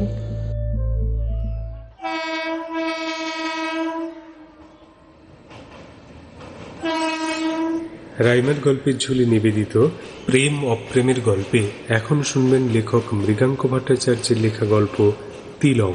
অভিনয়ে রাইমা, আনন্দী, হিমন, মানিক ও সৌমেন্দু। এখন শুনুন তিলং। গুয়াহাটি বেঙ্গালুরু এক্সপ্রেস নিউ জলপাইগুড়ি স্টেশন ছেড়ে বেরিয়েছে একটুক্ষণ আগে। হেমন্তের প্রহর তাড়াতাড়ি ফুরোয়। এনজেপি জাংশন থেকে ট্রেনে উঠে গুছিয়ে বসতে না বসতেই বেলা পড়ে এলো। ট্রেনের জানলা দিয়ে মিষ্টি বিকেলটাকে দেখছে তিলং। বাইরে আদি গন্ত সবুজ ধান ক্ষেত, মাঝে মধ্যে ছড়িয়ে ছিটিয়ে আছে একটা দুটো বসত বাড়ি। দূরের খয়েরি মাটির পথ ধরে দূরের শাড়ি পরা কয়েকটা মেয়ে কথা বলতে বলতে হেঁটে আসছে। পড়ন্ত সূর্য গোলাপি আলো ফেলেছে তাদের মুখে। দল বেঁধে থাকা হাসি মুখের মেয়েগুলো কি হাট থেকে ফিরে আসছে? কে জানে। একটু বাদেই কোণে দেখা আলোটা মুছে গেল জানলা থেকে। একটা শ্বাস ফেলে ভেতরের দিকে তাকালো তিলং। উল্টো দিকের মাঝবয়সী ভদ্রমহিলা এক দৃষ্টে তার দিকেই তাকিয়েছিলেন। চোখাচোখি হতেই হাসলেন। তিলং হাসিটা ফেরত দিয়ে বলল, কোথায় যাচ্ছেন? চেন্নাই। ভদ্রমহিলার পাশে বসা কিশোরী এতক্ষণ আইপড নিয়ে ঘাটাঘাটি করছিল। জবাবটা দিয়েছে সেই। তিলং হেসে বলল, নাম কি তোমার? মেয়েটা হাসল। প্রাচী সোলাঙ্কি। ভদ্রমহিলা বুঝি প্রাচীর মা। তিনি পাশ থেকে বললেন, আমরা চেন্নাইতে যাচ্ছি ওর কলেজে অ্যাডমিশনের ব্যাপারে। কি সাবজেক্ট তোমার? তিলং প্রাচীর দিকে তাকিয়ে জিজ্ঞেস করল। ক্রিমিনোলজি। গ্রাজুয়েশন করে এবার মাস্টার্স করতে যাচ্ছি চেন্নাইতে। উল্টো দিকের ভদ্রলোক বোধহয় প্রাচীর বাবা। তিনি অবাঙালি উচ্চারণে বললেন, আপনি কতদূর যাচ্ছেন? ব্যাঙ্গালোর। তিলং চশমার কাঁচটা পরিষ্কার করতে করতে স্মিত মুখে বলল। ট্রেনটা ধীরে ধীরে গতি বাড়াচ্ছে। কিষানগঞ্জ ছাড়ালো দেখতে দেখতে। তিলংয়ের পাশের দুটো জায়গা এখনো খালি। মালদাতে ট্রেন দাঁড়ালো বেশ কিছুক্ষণ। প্যান্ট্রি থেকে রাতের খাবার দেওয়া শুরু হয়ে গেল মালদায়। টিকিট এক্সামিনার এলেন কামরায়। তখনই ব্যস্ত সমস্ত হয়ে এই বগিতে উঠেছেন এক প্রৌঢ়া, তার সঙ্গী এক সুদর্শন ভদ্রলোক। ডেনিম জিন্স আর সবুজ শার্টের মানুষটাকে দেখে চমকে গেল তিলং। কি আশ্চর্য! দ্রোণ না? দ্রোণ হাঁ করে তিলংয়ের দিকে কিছুক্ষণ তাকিয়ে থেকে উঁচু গলায় বলল, হোয়াট আ সারপ্রাইজ! ভুতুম, তুই? তিলং মৃদু মৃদু হাসছে। কালো কোট পরা ভদ্রলোক দ্রোণদের বসিয়ে রেখে গেলেন ঠিক তিলংয়ের পাশের সিট দুটোতে। দ্রোণ ওদের সুটকেস আর লাগেজ টাগেজ গুছিয়ে রাখল। সাদার ওপর ধূসর রঙের কোটা শাড়ি পরা ভদ্রমহিলা বসলেন তিলংয়ের পাশটিতে। দ্রোণ বলল, ভুতুম, আমি কিন্তু এখনো ধাঁধাটা কাটিয়ে উঠতে পারিনি। মানে এটা তুই তো, নাকি তোর ভূত? কতদিন পর আবার দেখা হলো বল? তিলং কিঞ্চিত থমকেছে, একটু ভেবে বলল, তা বছর 15 তো হবে নিশ্চয়ই। দ্রোণ এখনো বুঝি ধাতস্থ হতে পারেনি চমকটার সঙ্গে। চোখ বড় বড় করে তিলংকে দেখছে। এই 15 বছরে একটু ভারী হয়েছে একদা ছিপছিপে দ্রোণ। চুল কিছুটা পাতলা হয়েছে। ট্রেনের অনুজ্জ্বল আলোতেও মনে হলো দ্রোণের গমের মতো গায়ের রং তামাটে হয়েছে সময়ের সঙ্গে সঙ্গে। দ্রোণ এসে বসেছে তিলংয়ের পাশে। তার গায়ের সেই ভীষণ চেনা করমচার মতো গন্ধটা তিলংয়ের নাকে আসছে থেকে থেকে। এক জন্ম দূর থেকে ভেসে আসছে স্মৃতির ঘ্রাণ। দ্রোণ হেসে বলল, কিরে ভুতুম, তুই তো দেখছি একেবারে আগের মতোই আছিস, সেই প্যাঁকাটি টাইপ। শুধু চোখে একটা চশমা যোগ হয়েছে। মাঝের 15টা বছর তোর ওপর কি কোনো ছাপই ফেলতে পারেনি? আসলে রিপ ভ্যান উইঙ্কেলের লেডি সংস্করণ আমি 15 বছর ঘুমিয়ে কাটিয়েছি। রিপের বয়স থেমে থাকেনি, আমারটা কিন্তু আমি থামিয়ে রেখেছি এতগুলো বছর ধরে। দ্রোণ ভুরুর একটা ভঙ্গি করে বলল, তোর সেই বালখিল্য স্বভাবটা কি এখনো একই আছে? বেড়ে তো উঠেছিস, বড় হয়েছিস কি? তিলঙের বুকের মধ্যে সহসা মাদলের শব্দ, হৃদস্পন্দন দ্রুত হলো সহসা। বহুদিন পর আজ আবার খুলে গেছে অতীতের অর্গল। দ্রোণকে তবে কিছুই সেসব ভুলেনি? তার স্মৃতির ঝাঁপিতে আজও কি তবে থেকে গেছে লোলেগাঁওয়ের ঘটনাটা? 15 বছর পরেও কি সেই রাতটাকে ভুলতে পারেনি দ্রোণ? সে নিজেও কি পেরেছে তার মন থেকে সব মুছে ফেলতে? সেটা কি সম্ভব? তখন দ্রোণ সফটওয়্যার ইঞ্জিনিয়ারিং নিয়ে শিলিগুড়ির এক কলেজে পড়ে। তিলঙের সাবজেক্ট ইলেকট্রনিক্স অ্যান্ড টেলিকমিউনিকেশন। একই কলেজ। দ্রোণদের বাড়ি মালদায়, শিলিগুড়িতে এক আত্মীয়ের বাড়িতে থেকে পড়ত। ওদিকে তিলং বানারহাটের মেয়ে। শিলিগুড়ির হাকিমপাড়ায় একটা বাড়িতে জোনা 10 মেয়ের সঙ্গে মেস করে থাকত সে। আলাদা স্ট্রিম হলেও দ্রোণ আর তিলঙের মধ্যে গাঢ় বন্ধুত্ব ছিল। সুদর্শন ছটফটে স্বভাবের দ্রোণের প্রতি একটা আলাদা আকর্ষণ অনুভব করত তিলং। দ্রোণও যে তাকে একটু বিশেষ নজরে দেখে সেটাও মনে মনে জানত তিলং। কেউ কাউকে প্রপোজ করেনি কোনোদিন, তবু দুজনের মধ্যে একটা বিশেষ সম্পর্ক গেঁথে উঠছিল একটু একটু করে। কলেজে জনা 10 একটা জবরদস্ত গ্রুপ ছিল তাদের। ক্লাস বাঙ্ক করে ক্যাম্পাস চত্বরে গোল হয়ে বসে কারণে অকারণে হা হা হিহি লেগেই থাকতো তাদের। সেখানে তিলং আর দ্রোণ ছিল মধ্যমণি। সেদিনের আড্ডায় দুজনের তুমুল কথা কাটাকাটি। পুজোর ছুটিতে তিলং বাবা মায়ের সঙ্গে ঘুরে এসছে দার্জিলিং থেকে। বন্ধুদের আড্ডায় উচ্ছ্বসিত তিলং গল্প করছিল টাইগার হিলের সানরাইজ নিয়ে। ওদিকে দ্রোণরা কয়েকজন মিলে গিয়েছিল লোলেগাঁওতে। সেখানে নাকি দারুণ সূর্যোদয় দেখে এসেছে সে। কাজে দ্রোণ গলা ফাটাচ্ছে লোলেগাঁওয়ের জন্য। দুজনে তুমুল বখেরা, কেউ হার মানতে চায় না। See it to believe it. যাবি আমার সঙ্গে লোলেগাঁওতে? যদি দম থাকে তবে চল, ওখানে গিয়ে নিজের চোখে দেখে মিলিয়ে নে যে তুই কতটা ভুল জানিস। তিলঙের মাথায় তখন আগুন। দ্রোণের কথায় হ্যাঁ করে দিল 7-5 না ভেবে। পরদিন সকালে মেসের কেয়ারটেকারকে তিলং বলল, একটু বানারহাটে যেতে হবে গো মুনিয়াদি, বাড়ি থেকে কিছু জিনিস আনতে হবে। মুনিয়াদি ঘাড় নাড়ার সঙ্গে সঙ্গে একটা ছোট্ট ব্যাগে কিছু জামা কাপড় ভরে নিয়ে তিলং ছুটল শটান শিলিগুড়ির তেনজিং নোরগে টার্মিনাসে। দ্রোণ বাস স্ট্যান্ডেই ছিল। একই বাসের আলাদা আলাদা সিটে বসে দুজনে সোজা এসে পড়ল কালিম্পং। সেখান থেকে কাফের। এবার পাশাপাশি বসে কাফেরে দুজন নামলো বাস থেকে। বিকেল হয়ে গেছে ততক্ষণে। চারপাশে সবুজ পাহাড়ের মধ্যে একটা অদ্ভুত রহস্য যেন বিছিয়ে আছে মিহি হয়ে। দ্রোণ বলল, এটাই লোলেগাঁও। কি জায়গাটা দারুণ না? কিছুদিন আগে দ্রোণরা যে হোটেলটায় থেকে গিয়েছিল সেখানেই দুজন উঠল। সিঙ্গল বেডেড রুম পাওয়া গেল না, ডাবল বেডেড রুম নিতে হলো বাধ্য হয়ে। ভাড়া বেশ খানিকটা বেশি, তবে ঘরটা বেশ বড়। ঘরে ওয়াল টু ওয়াল কার্পেট, গরম জলের ব্যবস্থা আছে, এমনকি ফায়ার প্লেসও আছে।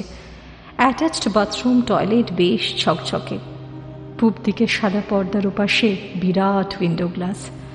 কাঁচের ওদিকে বিরাট পাহাড়ের সারি, তার নিচে ছড়িয়ে ছিটিয়ে বিছিয়ে আছে ছোট্ট পাহাড়ি জনপদ। সন্ধ্যেবেলা দুজন ইতিউতি হাঁটল উদ্দেশ্যহীন। 7টা বাজতে বাজতেই লোলেগাঁও জনবিরল। সব ঢুকে পড়ছে নিজ নিজ ডেরায়। দুজনে ফিরে এলো হোটেলে। রাতে ডিনার দিয়ে গেল ঘরে, বাটার চিকেন আর জিরা রাইস। দ্রোণ রেলিশ করে মুরগির ঠ্যাং চিবোচ্ছে। তিলঙের তখন আর খাবার মতো অবস্থা নেই। মনের মধ্যে তুমুল তোলপাড়।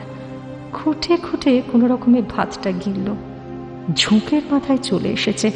এখন কেমন একটা অস্বস্তি বিঁধছে। যদি কিছু অঘটন ঘটে যায়। ঠিক সেটাই হলো, যে ভয়টা তিলং করছিল। ঘরে তখন নীল রঙের বাতিটা জ্বলছে। তিলং আয়নার সামনে দাঁড়িয়ে রাতের ক্রিম ঘষছিল মুখে। দ্রোণ ডিনার সেরে হোটেলের লবি থেকে সিগারেট খেয়ে এসেছে। মুখে সিগারেটের গন্ধ। তিলংকে পেছন থেকে জড়িয়ে ধরে ঘাড়ে ঠোঁট ছোয়ালো দ্রোণ। ভয় শুকিয়ে গেল তিলং। অ্যাডভেঞ্চার তখন শিখে উঠেছে। ঝুঁকের মাথায় একটা বেচাল ছেলে, তখন তার বুক ঠিপ ঠিপ। অগতা সাহসে ভর করে ঝামড়ে ওঠা ছাড়া পথ ছিল না তিলংয়ের। গলায় যতটা পারা যায় বিতরাগ মিশিয়ে বলল, I don't expect you to do this Drona. তোর উপর নির্ভর করার দাম তুই এভাবে নিবি? ছি! বেচারা দ্রোণ। আর 5 জন হলে কি হতো বলা কঠিন, তবে দ্রোণ বাকিদের থেকে আলাদা। ছিটকে সরে গিয়েছিল। অপমানে ছাই হয়ে যাওয়া দ্রোণের মুখটা তিলং এখনো দেখতে পাচ্ছে চোখ বুঝলেই। অস্বস্তিতে সারা রাত এপাশ ওপাশ করল তিলং। জানলার পাশের সোফাটায় বসে একটার পর একটা সিগারেট খেয়ে সারা রাত কাটিয়ে দিল দ্রোণ। ভোরবেলা উইন্ডো গ্লাসের ওপাশে নরমূলের বলের মতো সূর্যটা লাফিয়ে উঠল আকাশে। পুরো পাহাড়টাকে আলোর ঝর্ণায় স্নান করিয়ে দিল যেন। অলৌকিক এক লালচে আলোর রেণু ভিজিয়ে দিল ঘরটাকে। দুজনে কোনো কথা নেই। সকাল হতেই বাসস্ট্যান্ডে গিয়ে শিলিগুড়িগামী বাস ধরে দুজন সোজা আবার নিজ ভূমি। তিলং সে রাতের কথা বন্ধুদের কাউকে বলেনি। দ্রোণকে সে যতদূর চেনে তাতে সে নিশ্চিত দ্রোণও কিছু বলেনি তার বন্ধুদের। দেবাদেবীর এই দূরে সরে যাওয়াটাকে তেমন গুরুত্ব দেয়নি বন্ধুরা। তারা ভেবেছিল এটা মামুলি চিড়, আজ বাদে কাল এমনি আবার জুড়ে যাবে দুজনে। 2-1 সালসি করতে এসেছিল, রাজি হয়নি তিলং। না কুচু বলে তার দুর্নাম আছে, সে বরাবরই একটু গোয়ার টাইপের। তিলং ভেবেছিল দ্রোণ নিজেই এসে অ্যাপোলজি চাইবে, আবার আগের মতো সব ঠিক হয়ে যাবে তারপর। তা হয়নি। দ্রোণ আর আসেনি। সেটা ছিল ফাইনাল ইয়ার। দুজন কলেজ থেকে বেরিয়ে ছিটকে গেল এদিক সেদিক। কেউ কারো ঠিকানা রাখেনি। প্রথম বন্ধুরা দ্রোণের খোঁজ খবর দিত, তারপর ধীরে ধীরে সবাই যে যার মতো ছিটকে গেল নিজ নিজ বৃত্তে। ওদিকে তিলংয়ের আলো আধারের জাফরি কাটা অন্তর্মহলে তাঁবু গেড়ে বসল দ্রোণ। তিলংয়ের জীবনের প্রথম পুরুষ। মাঝের 15 বছরে তার দেখার পায়নি কখনো, অথচ আজ নিয়তির আশ্চর্য নির্বন্ধে সেই দ্রোণ তার সহযাত্রী। দ্রোণ তিলংয়ের পাশে বসতে বসতে বলল, এই যা, তোর সঙ্গে তালাপ করে দেওয়া হয়নি? এই বলে পাশের ভদ্রমহিলার দিকে তাকিয়ে বলল, ইনি হলেন আমার মাদার ইন ল। তারপর তিলংয়ের দিকে তাকিয়ে হাসল। আর এইটা হলো ভুতুম, আমার বেস্ট ফ্রেন্ড ছিল কলেজে। তিলং হাত দুটো জড়ো করে হাসল। আমার পোশাকে একটা অন্য নাম আছে, তিলং চ্যাটার্জি। ভারী মিষ্টি নাম তো। ভদ্রমহিলা প্রতি নমস্কারের একটা ভঙ্গি করলেন। দ্রোণের বিয়েতে তো তোমাকে দেখেছি বলে মনে পড়ছে না। এমন আলোর ফুলকির মতো মেয়েকে সেদিন বিয়েবাড়িতে দেখলে তো ভুলতাম না কিছুতেই। দ্রোণের বেস্ট ফ্রেন্ড সেদিন অ্যাবসেন্ট ছিল বুঝি? তিলং একবার আর চোখে তাকালো দ্রোণের দিকে। ভদ্রমহিলার দিকে মুখ ফিরিয়ে বলল, আসলে তখন আমার এমন একটা জরুরি কাজ পড়ে গিয়েছিল। তারপর প্রসঙ্গ বদলে বলল, আপনার কত দূর যাচ্ছেন? চেন্নাই। ভদ্রমহিলা বললেন, গত বছর আমার স্বামী হঠাৎ করে চলে যাবার পর আমার হার্টের অসুখ ধরা পড়ল। অ্যাপোলো হসপিটালে কার্ডিওলজিস্ট দেখিয়ে গিয়েছিলাম। এদিকে ওর চেন্নাইতে একটা কাজ পড়ে গেল, তাই দ্রোণই জোরজার করে আমাকে নিয়ে এলো একটা চেক আপ করিয়ে নিয়ে যাওয়ার জন্য। জামাইয়ের দিকে তাকিয়ে সস্নেহে হাসলেন ভদ্রমহিলা। দ্রোণ একটু ইতস্তত করে বলল, Bhutum, if you don't mind please, তুই লোয়ার বার্থটা একটু ছেড়ে দিবি? আসলে অসুস্থ মানুষ তো, তুই মিডলটায় শুয়ে যাস কেমন? অচেনা লোক হলেও ছেড়ে দিতাম। তুই এত কিন্তু কিন্তু করছিস কেন বুঝতে পারছি না। একটু আগে খাওয়া দাওয়ার পাট চুকে গেছে। প্রায় সব আলো নিভে গেছে, 2-1 জ্বলছে। শুয়ে শুয়ে নানা আকাশ পাতাল ভাবছে তিলং। যা যা আঁকড়ে ধরে কোনো সাধারণ মেয়ের জীবনে সুখ হয় সবই তো তার আছে। চার্টার্ড অ্যাকাউন্টেন্ট স্বামী, ছকছকে ছেলে, পশ জায়গায় সাজানো flat, fridge, TV, washing machine, microwave, split AC, কি নেই তার ঘরে? দুঃখ বিলাসী ঘরে আটকে থাকা নিঃসঙ্গ গৃহবধূও তো সে নয়। একটা মোটা মাইনের চাকরিও সে করে। তো ভালো না লাগার একটা জটিল আবর্তে যেন ঢুকে বসে আছে তিলং।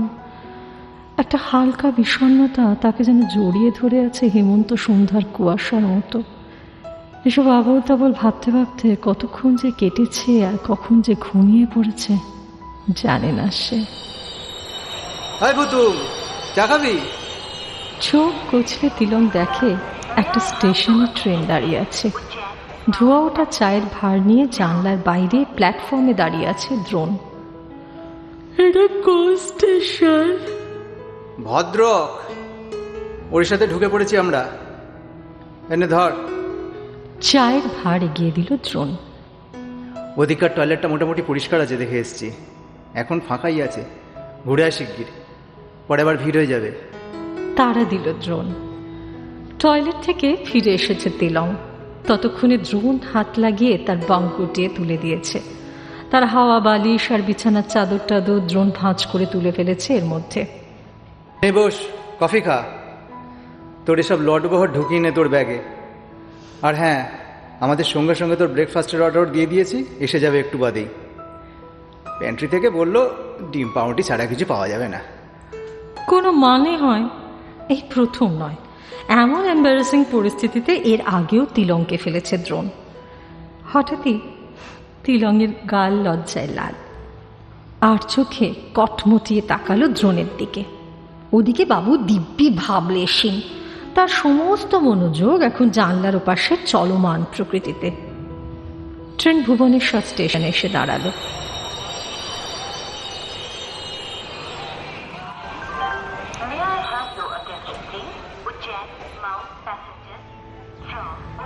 শীতের মিঠে সকাল তপ্ত হচ্ছে ধীরে ধীরে। স্টেশনটা একটু ফাঁকা ফাঁকা, হকারদের আনাগোনাও যেন একটু কম কম। বাইরে প্ল্যাটফর্মে অনেকগুলো লাল নীল ফাইবারের চেয়ার পাতা রয়েছে যাত্রীদের জন্য। জানলা দিয়ে দেখতে পাওয়া যাচ্ছে প্রাচী আর ওর মা গিয়ে বসেছে তার দুটোতে। ছেলে মানুষের মতো লোভ হলো খুব। ট্রেন থেকে তিলক নেমেছে গুটি গুটি, গিয়ে বসেছে একটা চেয়ারে। পেছন পেছন কখন যেন দ্রোণও এসে বসেছে তিলকের পাশের চেয়ারে। নীল রঙের লম্বা ট্রেনটাকে বাইরে থেকে সাপের মতো লাগছে। অনেকটা বুকে হেঁটে আপাতত এসে যেন গা এলিয়ে শীত ঘুম দিচ্ছে ট্রেনটা। দ্রোণ একটা ইংরেজি খবরের কাগজ কিনল। তারপর প্রথমেই পাতা উল্টে স্টক মার্কেটের পাতায় সেঁটে গেল। শেষে তুইও টাকা পয়সার ব্যাপারে বরাবর উদাসীন ছিলিস তুই, আর তোর এখন এই অবস্থা, কাগজ খুলে প্রথমেই স্টকের পাতায় চোখ রাখতে হয়। তখন একা বোকা ছিলাম, এখন সংসারী হয়েছি। শুধু ব্যাংকের ফিক্সড ডিপোজিট নিয়ে পড়ে থাকতে তো চলবে না, এখন ক্যালকুলেটিভ রিস্ক নিতে হবে। কষ্টার্জিত টাকা না বাড়ালে চলবে? ভবিষ্যতের কথা ভাবতে হবে না? তিলকের মনটা যেন একটু ভার হলো। বিনা কারণে কেন যে এমন মন মেঘলা হয় কে জানে। সে তো নিজেও ড্যাং ড্যাং করে বিয়ে করে জড়িয়ে গেছে শুভদীপের সঙ্গে। বুমবুমও এসেছে কোল আলো করে। ওদিকে দ্রোণ সংসারী হয়েছে শুনে তার গায়ে ফসকা পড়ছে। নিজের ছোট মনের জন্য নিজেই লজ্জিত হলো তিলক। ট্রেন হুইসেল বাজিয়েছে। প্রাচী আর তার মা ট্রেনের দিকে দৌড়চ্ছে পড়িমড়ি করে। জলের ভর্তি আধ ভর্তি বোতল হাতে লোকরা ছুটছে ট্রেনের দিকে দ্রুত পায়।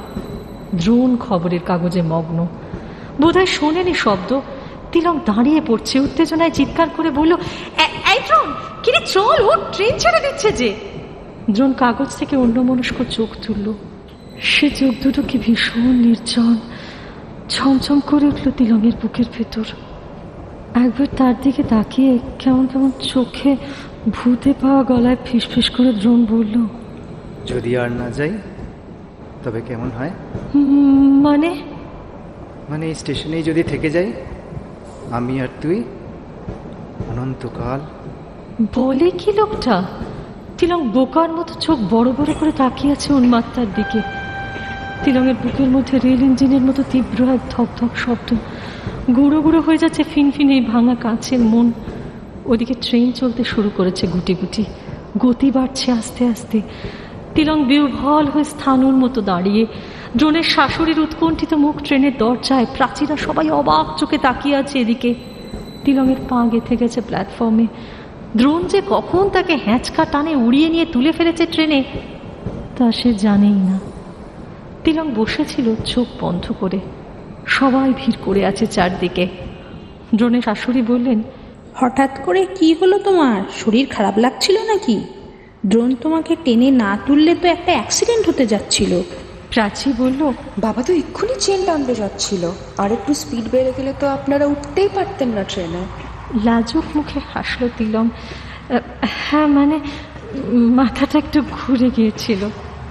তুই যতই খুকি সেজে থাক, প্রমাণ হয়ে গেল যে তোরও বয়স বাড়ছে রে ভুতুম। এবার থেকে প্রেশার টেশার চেক করবি নিয়ম করে। রাত নেমেছে এখন। ট্রেন দাঁড়িয়েছে বিশাখাপত্তনম স্টেশনে। দ্রোণ বলল, এখানে ট্রেনের ইঞ্জিন বদলাবে, অনেকটা সময় আছে হাতে। বসে বসে পা হাতা ব্যথা হয়ে গেল, চল একটু হেঁটে আসি। গম গম করছে ভাইজাগ স্টেশন চত্বর। মাইক্রোফোনে বাজছে ট্রেন সংক্রান্ত বিভিন্ন ঘোষণা। বিজাতীয় ভাষায় কথা বলতে বলতে চলাফেরা করছেন ব্যস্ত মানুষজন।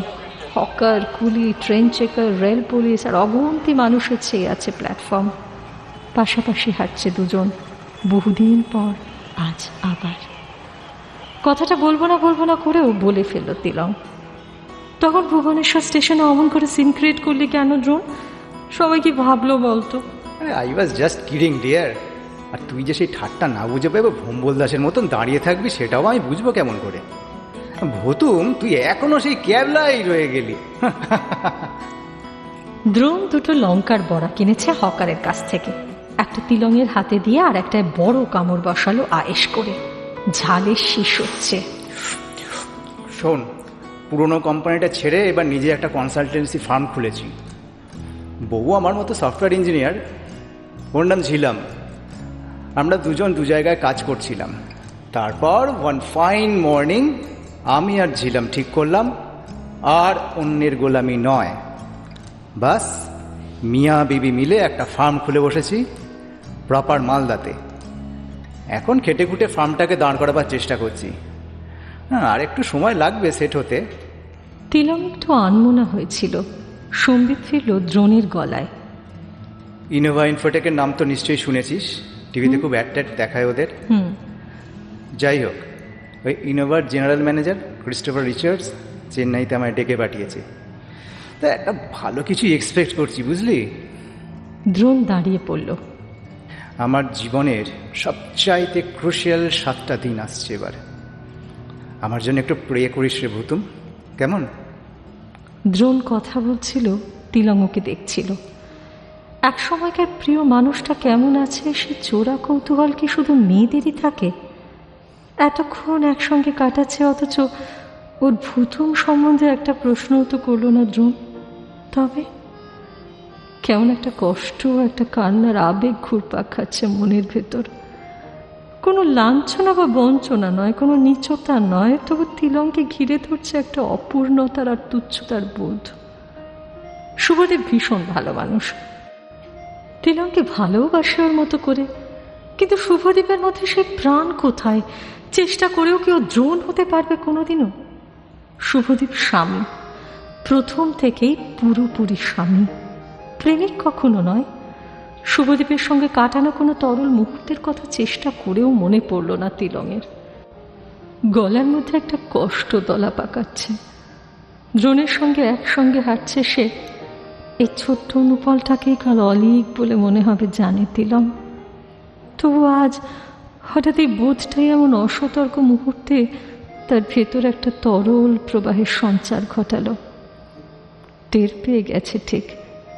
দাঁড়িয়ে পড়েছে দ্রোণ। তিলঙ্গের হাত ওর হাতের মুঠোর মধ্যে নিয়ে নিল আস্তে করে। একটু সময় নিল, তারপর বলল, তোর চোখে জল? তুই কাঁদছিস ভুতুম? তিলং নিরুত্তর। ভেতরের এতদিনকার জমানো আবেগ কথা বলার অন্তরায় হয়ে দাঁড়িয়েছে তার। দ্রোণ দাঁড়িয়ে পড়ল, একবার পূর্ণ দৃষ্টিতে তাকালো তিলঙ্গের দিকে, গাঢ় স্বরে বলল, জানি আর হয় না, তবু মনটা একটু দুলে গিয়েছিল জানিস। 1 সেকেন্ডের জন্য মনে হচ্ছিল সব ছেড়ে ছুটে দিয়ে পালিয়ে যাই। Believe me, I was not kidding Bhutum. Visakhapatnam ছাড়াচ্ছে ট্রেন। জানলার বাইরে ফোটা ফোটা আলোর বিন্দু সাজিয়েছে রাতের শহরটাকে, দীপাবলির রাতের মতো। যেন কালো মখমলের মতো চাদরে পরম যত্নে সোনালি জারদৌসির নকশা কেউ করে রেখেছে। ত্রিশীতের মতো দৃশ্যটার দিকে তাকিয়ে আছে তিলক। অন্ধকারের ভেতর থেকে উঠে আসা নিঃশব্দ গানে ভিজে যাচ্ছে বাইরের আকাশ। সমস্ত মায়াবসানের এই বিস্তারের মধ্যে ধীরে ধীরে তলিয়ে যাচ্ছে সে। তিলমের সমস্ত ঘ্রাণ জুড়ে তখন শুধুই করমচা করমচা গন্ধ। হোয়াইটফিল্ড স্টেশন গেল, গতি কমে এসেছে। এখন বেঙ্গালুরুতে পৌঁছচ্ছে ট্রেন। স্টেশনে শুভদীপ আর বুমবুম অপেক্ষা করে আছে তিলমের জন্য। বুমবুমকে সঙ্গে নিয়ে এখানে এসেছে শুভদীপ দুদিন আগেই। মাইসোর রোডে ওর দিদির বাড়িতে উঠেছে। ওর এক মক্কেলের কাজে বেঙ্গালুরুতে এসেছে শুভদীপ। এই মহানগরে তিলংয়ের একটা জরুরি বিজনেস মিটিং আছে কাল পরশু দুদিন। জেনেসিসের বিজনেস এক্সিকিউটিভ তিলং চ্যাটার্জির অ্যাড্রিনালিন হরমোন তৈরি হচ্ছে সেই প্রবল স্নায়ুর চাপের সঙ্গে যুঝবার জন্য। নিশ্চিত্র সেই রোজনামচার গ্রাসে তিলং ঢুকে পড়তে যাচ্ছে কাল থেকে। আবার সে তীব্র গতিময় জীবন। এখান থেকে পালাবার কোনো পথ নেই। সকালে চেন্নাই স্টেশন এসেছিল আধ ঘন্টা লেটে। প্রাচীদের সঙ্গে দ্রোণও নেমে গেল চেন্নাইতে ও শাশুড়িকে নিয়ে। যাবার সময় হেসে বলল, আবার কবে বুদ্ধু আর ভূতুমের দেখা হবে? তিলং হাসল খুব, বলল, হয়তো আবার 15 বছর পরে। না, ঠিকানা বদলা বদলি করেনি দুজন, কারণ তার প্রয়োজন ছিল না দুজনের কারো। নিয়তির ইশারায় আবার তারা ঢুকে পড়তে চলেছে নিজের নিজের সোনার খাঁচায়। আজ থেকে আবার তারা দুই বিচ্ছিন্ন দ্বীপের বাসিন্দা। যদিও তিলং জানে এক অপ্রখর অথচ অনিবার্য নিয়ন্ত্রণ নিয়ে জেগে থাকবে দ্রোণ আজীবন তার বুকের চড়ায়। কালের পুলির নিচে মনের গহীনে চাপা পড়ে থাকা অভ্রগুলো যে আজও জেগে আছে। তিলং বেশ জানে সেই অলৌকিক অভ্রগুলো জেগে থাকবে ঠিক যতদিন এই জীবন।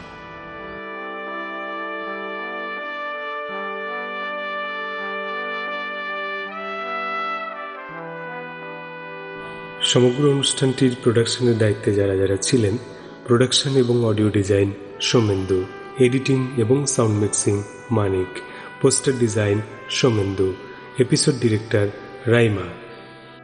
নমস্কার, আমি মৃগাঙ্ক ভট্টাচার্য বলছি। দেখুন, এমন মানুষ খুঁজে পাওয়া যাবে না পৃথিবীতে যার মনে কখনো প্রেমের সঞ্চার ঘটেনি। স্পষ্টভাবে একটিও প্রেম সম্পর্ক স্থাপন করতে পারেননি আজীবন এমন দুর্ভাগা নারী কিংবা পুরুষ নিশ্চয়ই আছে পৃথিবীতে, কিন্তু অন্তত গোপনে বা নিরুচ্চারভাবে হলেও প্রেমের অনুভব জন্মায়নি কখনো। এমন নারী বা পুরুষ হৃদয় কি সত্যিই আছে? আমার জানা নেই। আর সে কারণেই তো প্রেমকে বলা হয় চিরজীবী। প্রেম যখন আসে তখন সেই নারী বা পুরুষ আলো হয়ে ওঠেন নিজেই। তার মনে হয় জন্মেছিলাম তো এই কারণেই। প্রেম যেমন প্রকাশ্য, উদার বা উজ্জ্বলতাময় হতে পারে, তেমনি লুকোনো বা চাপা দেওয়া প্রেমও কিন্তু হতে পারে। ধরা যাক অবৈধ সম্পর্কের নামে যাকে অভিহিত করে সমাজ, তার তীব্রতা বা দহনও সারা জীবন ধরে সত্য হতে পারে কোনো কোনো বিশেষ জীবনে। শিল্পে বা সাহিত্যে তার গুরুত্ব অসীম। তিলং আমার একটি প্রেমের গল্প, আমি বলবো একটি ব্যতিক্রমী প্রেমের গল্প। আপনারা এতক্ষণ ধরে শুনলেন রাইমার গল্পের ঝুলি অনুষ্ঠানে তিলং গল্পটি। রাইমার গল্পের ঝুলিকে আমার তরফ থেকে অশেষ কৃতজ্ঞতা ও ধন্যবাদ জানাই। নমস্কার। রাইমার গল্পের ঝুলিতে রয়েছে আরো নানান স্বাদের গল্প। শুনতে চান? প্লিজ সাবস্ক্রাইব করুন আমার চ্যানেল আর জুড়ে যান রাইমার গল্পের পরিবারে। কেমন লাগলো আজকের গল্প? কমেন্ট বক্সে প্লিজ জানান, লাইক করুন, শেয়ার করুন।